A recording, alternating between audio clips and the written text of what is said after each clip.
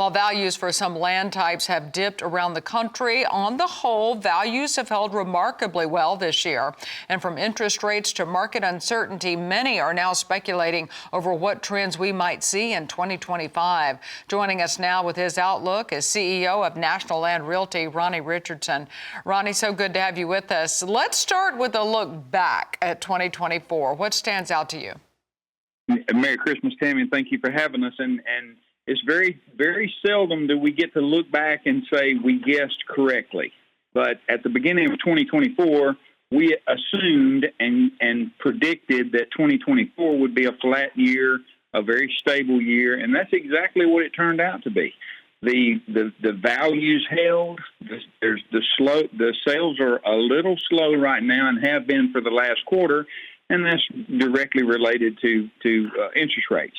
We did see some more large acre and high dollar sales this year, which means people that were liquid were still buying, and it was business as usual toward the end of the year. Right. It's so interesting how 2024 played out, but you guys were right on point. Let's move into 2025. What do you think we can expect?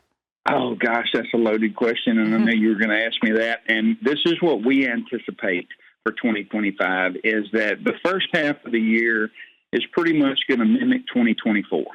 We don't see prices changing a whole lot. Again, they're down just a little bit across the country.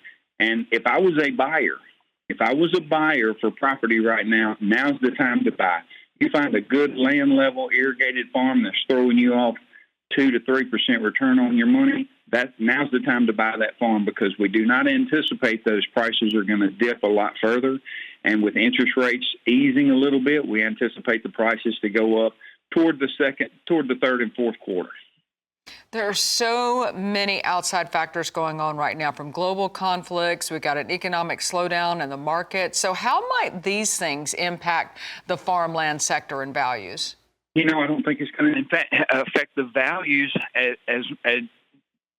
that much. The buyers, if you were a buyer, what a more safe place to park your money at, and as opposed to in farmland. I mean, that's where I would park my money at if I was a buyer right now.